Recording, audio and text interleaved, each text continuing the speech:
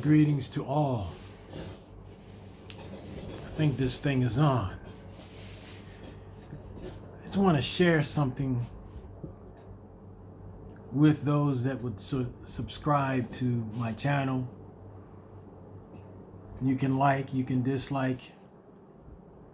It's all good with me. You can subscribe, you can choose not to. You can ring the notification bell whenever there's a new video, if you want to. You can share it, you can not share it, you can comment, you can not comment. But if you choose to comment, let it be constructive criticism, or let it be something that's motivational.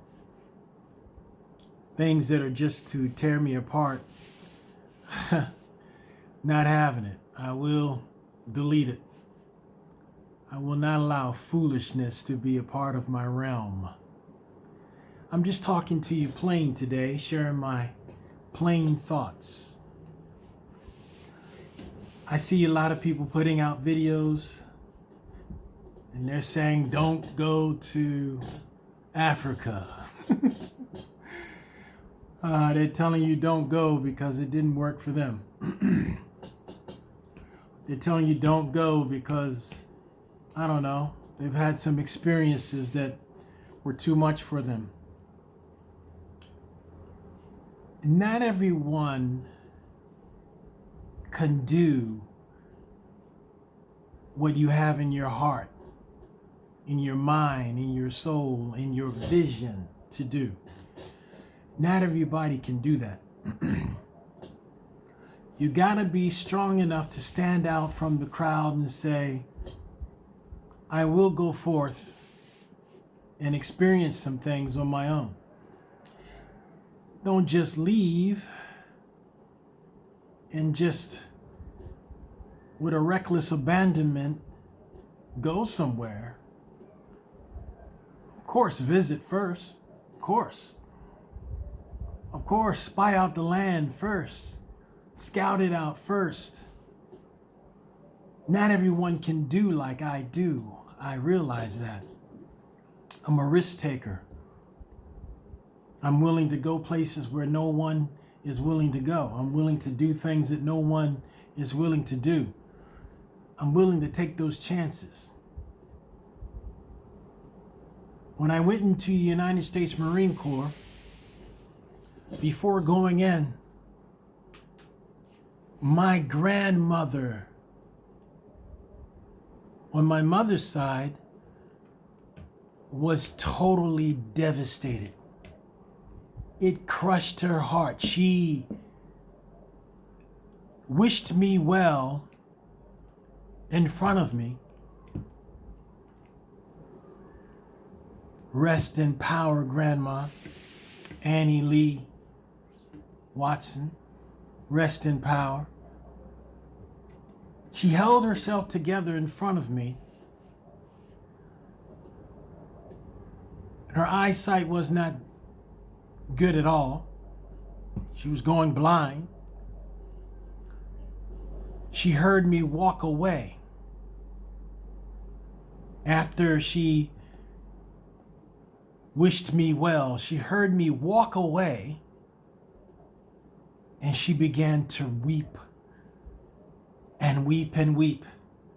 And I ran back up the stairs and I said, oh, Grandma, it shall be well with me.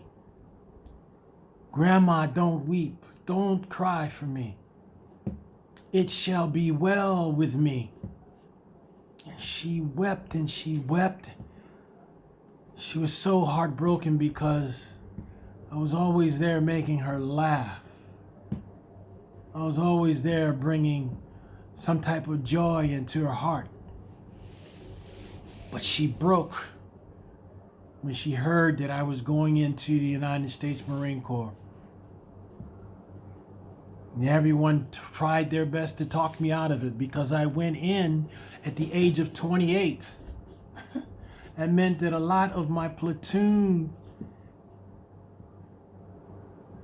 buddies were 18, 19, 20. they called me the they called me the grand old man in the Marine Corps. I was older than a lot of my drill instructors. There was only one other guy, one other recruit older than me. He was 29. By some months, he was older than me. Let me tell you, they tried their best to break me. I had to run and keep up with 18-year-olds and 19-year-olds. They made me fight against people that were looking bigger and stronger, just starting in their prime. Let me tell you something. Something inside of me said, do not quit. Be willing to do what no one else is willing to do. Be willing to stand where no one else is willing to stand. Be willing to go where no one else is willing to go. The weak-minded will be talked out of everything. Those that don't know what it is to reach deep inside will be convinced and talked out and persuaded of anything. But you got to be willing to stand for something, or you will fall for everything. You have to be willing to stand on your own 2 feet. Mama can't help you. Daddy can't help you. A second coming can't help you. Okay? You can believe in different things, but let me tell you something. For those that say, what? What did you say? The second coming can't help me. Let me tell you something. God will help those who help themselves. The Creator will help those who help themselves. A lot of people are waiting to be rescued from something. A lot of people want help to hurry up and come along and rescue them and save them. But you have to be willing to reach deep inside and muster up enough power and energy to want to go forward. Give those that you are praying to, give that Creator that you are praying to, give the one that you are praying to, give them a sense of pride in you. That you say, you know what, I will do it. I will do it.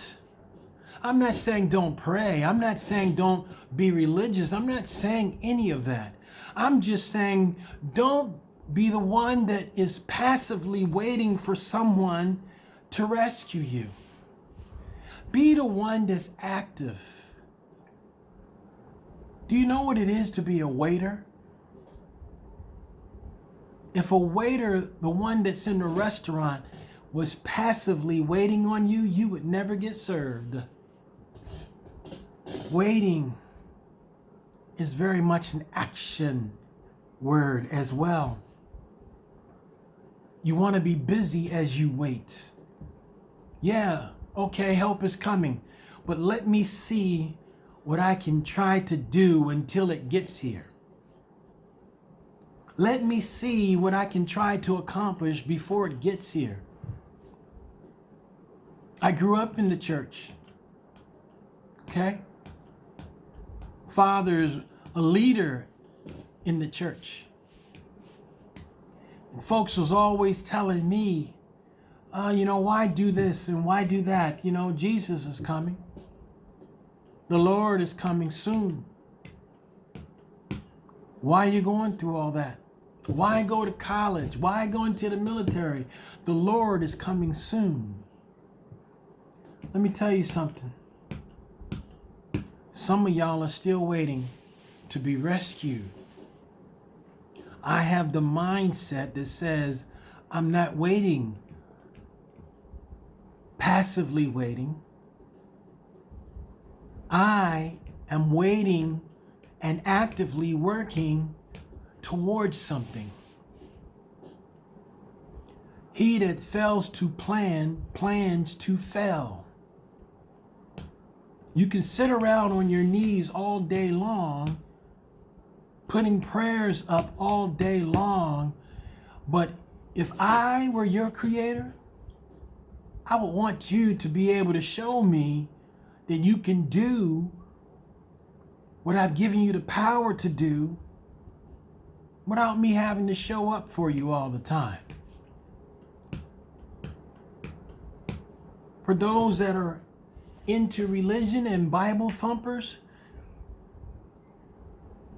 Jesus went and sat at the right hand of the Father. Do you remember reading that in your Bible? He sat. Meaning that the greater exploits were going to come from you and what you stand upon and what you believe.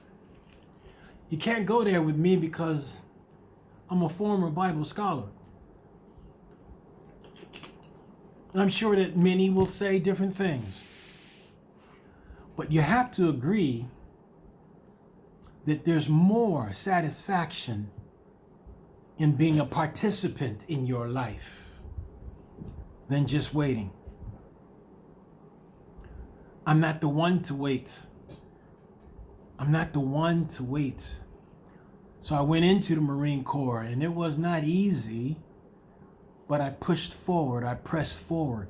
I was willing to go and not quit. There were many people quitting. There were many people dropping out. Okay? There were like 80 people in my platoon, but only about 62 graduated. People were dropping out like flies. It became too much. Riddick Bowe even joined the Marine Corps and he dropped out. It became a bit too much. But something inside of me said, be determined. No matter how much. No matter how much they want you to quit. My young drill instructors running beside me on our dawning runs, telling me, you're a little bit too old for this, aren't you? Why don't you just quit? Excuse me. Why don't you just give up? I refuse to quit. I refuse to give up. Something inside me pushed me forward because I wanted it. If you want something, go for it. If you believe in it, go for it. Go and get it. Make it happen. That's one thing I have on my wall. If you want it, if you believe in it, go get it.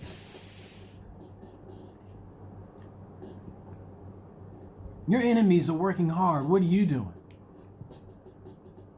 You waiting for a handout? Or are you waiting for a hand up? There is a difference. I learned something in my father's house that was very important. He told me one day, he said, son, I don't care if I have 25 cars from here to the top of the hill where my best friend Chauncey lived. I don't care if I have 25 cars from here to Chauncey's house. You will not drive any of them. You must go and get your own. Told me that. I think I was 16 or 17 when he told me that. He said, I don't care how many things I have. None of this is yours. You go get your own. And some people looked at that and said, oh man, that was terrible. No, it was what I needed to push me forward, to compel me to go forward, to give me that drive that I needed when no one else was around, to save me, to rescue me, No one else was there to pull me out of the situation, to bail me out. I went away to Paris Island, South Carolina, United States Marine Corps, by myself. People trying to talk me out of it.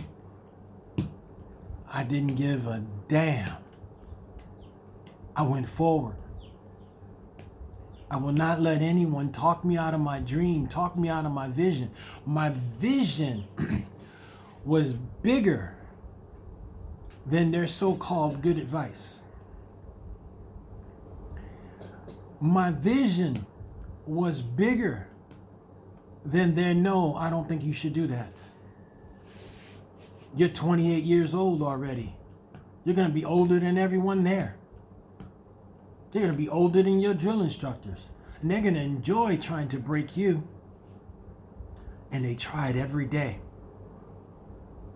I remember one time I was on an obstacle course and I was running. And I climbed over this log and I got a piece of wood stuck in my leg. Stuck in my leg. And I said, drill instructor, I got a piece of wood stuck in my leg. He said, do you want to quit?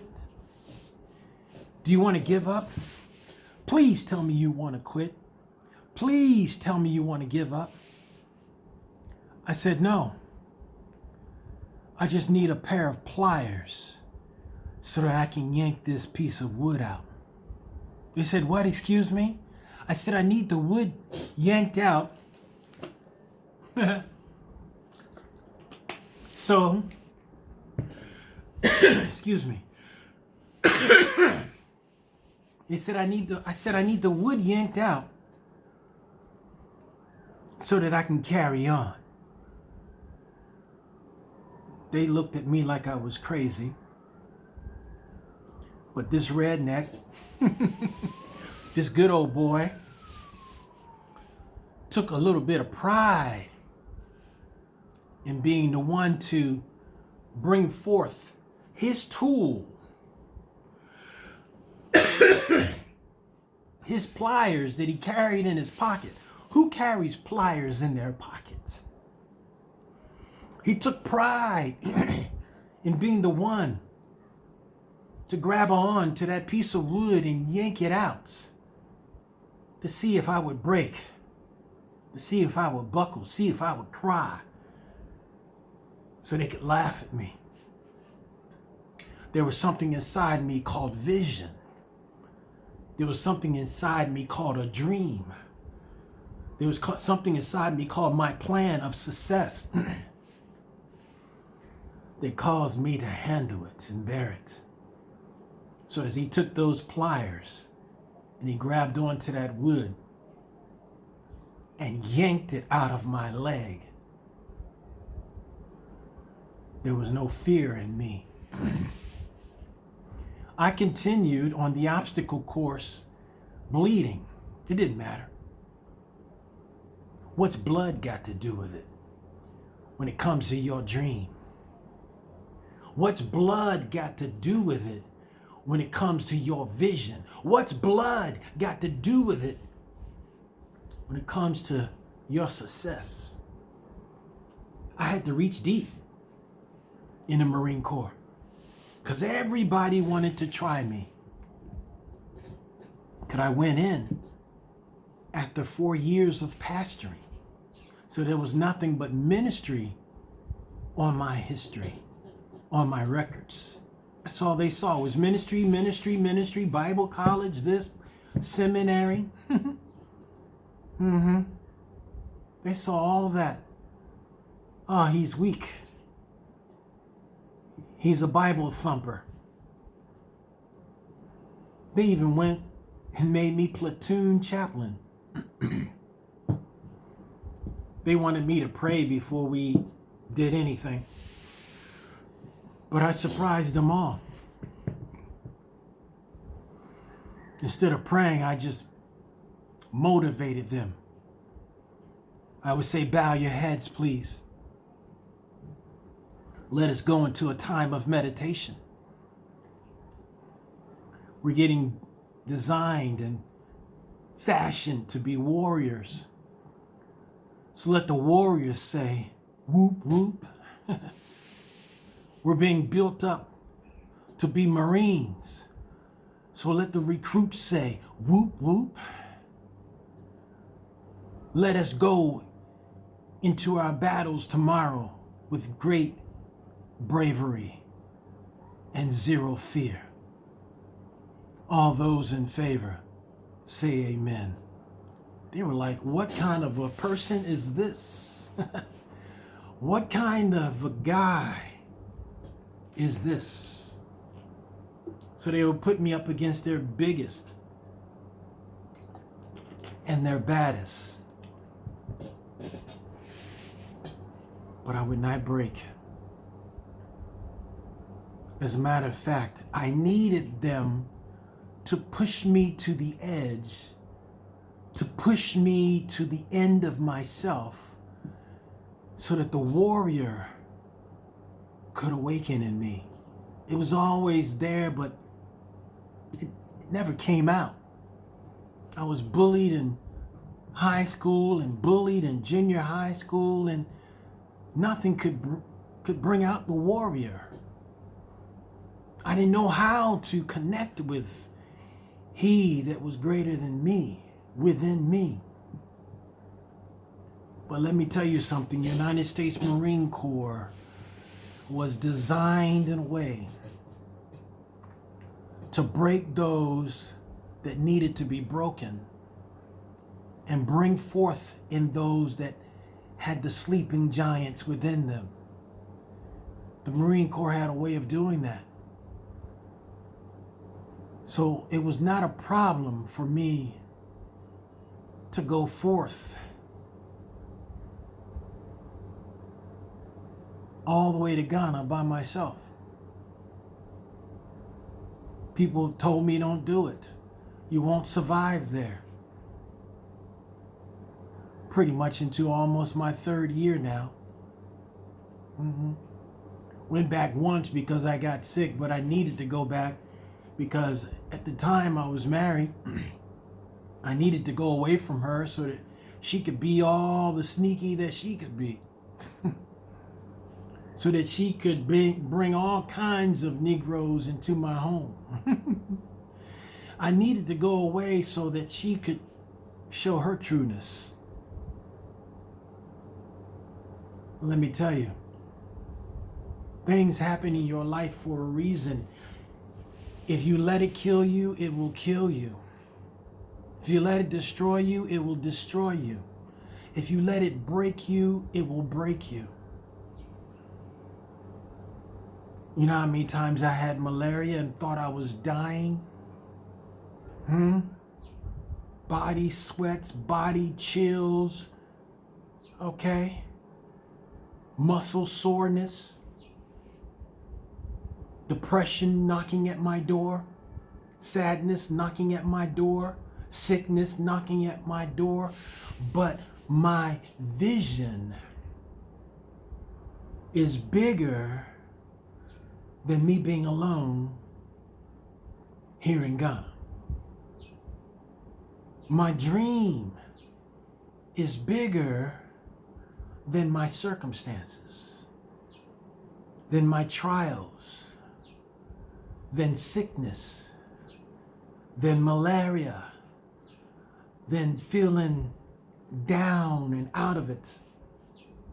No friends to rescue me, no family to rescue me. My dream is bigger than those things. That's why I'm still here. That's why I'm still pushing forward. That's why I refuse to run away to America and say it was too much for me. The same warrior that came to life in the Marine Corps is in me now, pushing me forward, while others would give up and run back to their brokenness run back to their struggles. Let me tell you something. I was homeless in the U.S. There was times I was without food, plenty of times. Had to eat in shelters, had to eat in soup lines. Had to sleep in shelters that had bed bugs all over the place. Had to sleep in shelters with all kinds of people that would love to fight and steal your stuff while you slept. I had been in some of the worst shelters in Brooklyn. Okay? I was homeless in New York City, of all places. Brooklyn shelter, one of the worst shelters in all of New York City.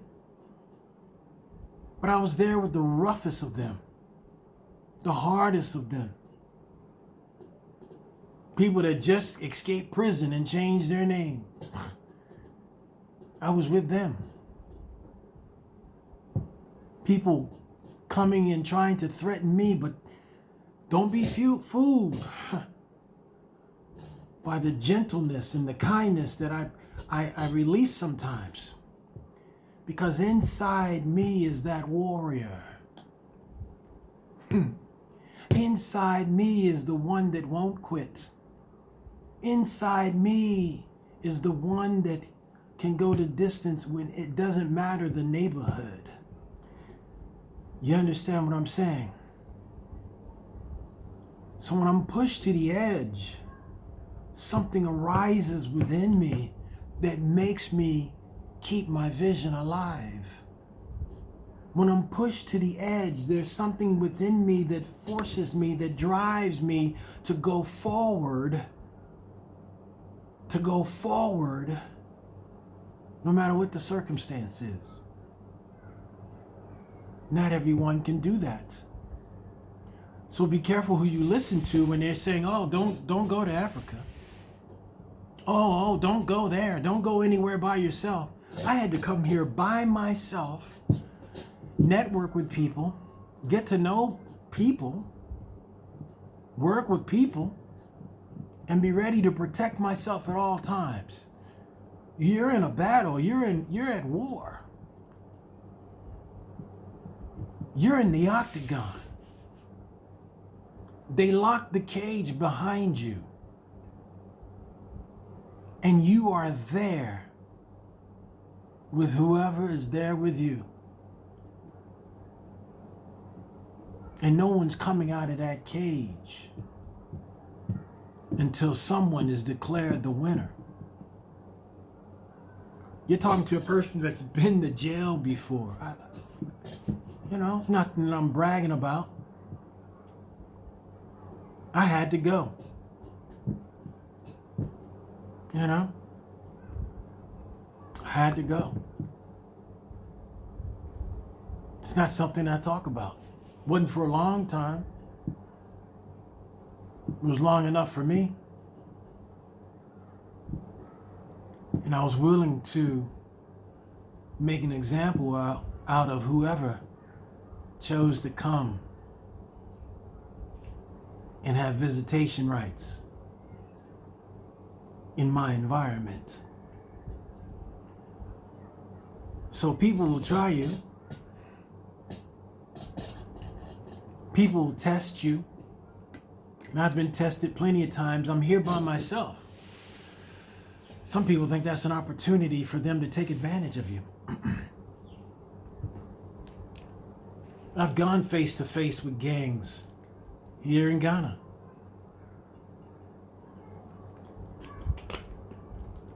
But it was something about me that they felt vibrating off of me that made them say, he's not the one to play with. He's not the one to bother. You're not going to chase him back to the States, to the U.S., to America. He's here by himself. What can possess a man to go into a land? They don't speak the language, but they're willing to be there by themselves until they reach the goals that they've set upon their lives. They're willing to be there, here by themselves,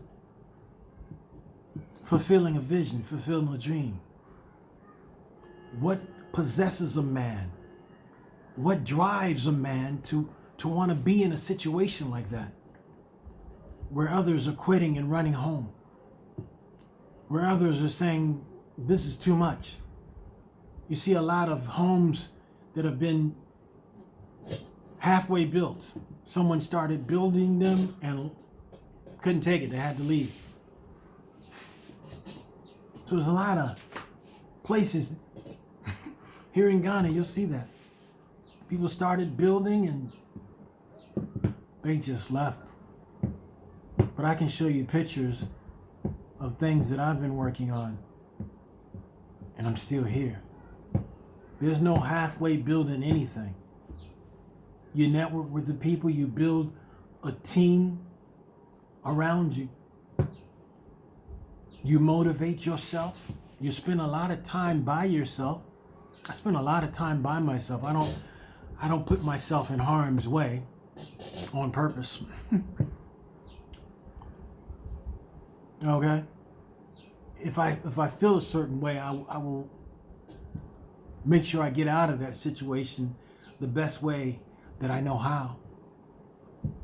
So I don't just walk around by myself. There's a reason for building a network when you choose to go to places. I've been in Ghana by myself. I've been in Ethiopia by myself. Kenya, with a little bit a layover, by myself. Traveled here by myself. Went to Belize by myself. Gangs were there. Ran out of money. Had to sell phones and tablets and everything else. Had to deal with gang leaders in Belize. Had to look at them face to face and let them know, I am not the one. Do you feel this vibration off of me? Do you feel this energy off of me? If you and your gang members desire to try to let me know a little something, you need to feel that it's not going to be easy. So I've gone to these places by myself. Puerto Rico, by myself. So there's no fear when you want to see your dream happen. There's no fear when you want to see your vision come to pass. What are you willing to do? This right here is not for the weak. This path is not for the weak. This path is for the determined. I changed my name from my government name to my indigenous name for a reason. I used to be too kind. I used to be too much of a Curtis. I needed to change my name to Jabari, which means bold, which means brave. My middle initial, my middle name, Bumani, which means warrior. Are you following me now? Brave warrior. Charging horse, which means boldly going into battle. Charging into battle. Jabari Bumani, charging horse. Brave warrior, charging into battle. Do you get what I'm saying? I had to write that down a few times and get it in my head. So when I began to take this journey that I'm on, all by myself, I was willing to shed tears, shed blood, in order to survive. In order to not turn back like some would do. There is no punk card that you can pull with me. Used to be, but I had to learn through my own blood, sweat, and tears that the days of crying, the days of weeping, the days of mourning, the days of bleeding unnecessarily are over. So not everybody can do this. I'm one in the few that can do this. It's like maybe 1% of 10% that can do this. I don't recommend that any of you try this unless you visit first. Visit first. Don't pack up. Don't pack up and leave all. Visit first. See if you can handle being all alone by yourself. Or bring some people with you. See if y'all as a group can handle being all alone. Living off the land. Surviving. Building a network once you get off the plane. Not everybody is built like this. And it wasn't easy. I had to continue to remind myself, self, what are you here for? Self, hang in there. You can do it. Self, there's no turning back. Self, push forward. Push forward, push forward, persevere. One thing I learned as a martial artist, when I was studying the samurai and ninjutsu, and what I learned in the Marine Corps. In Japanese, the word us, O-S-S, us. Us means push and persevere, even in the midst of struggle. Us. Push and persevere, even in the midst of struggle. So I had to greet myself with us every dawning. I refuse to say morning because that has the same energy as the word mourning, meaning to weep, to cry. So every dawning, I had to tell myself, us, us. Push and persevere, even in the midst of struggle. Even in the midst of your struggles, push and persevere. Us. I had to remind myself of that. And daily I motivate myself with YouTube and everything else I can grab a hold on or I can gravitate toward. Everything I can push toward, I can focus on to continue to have the motivation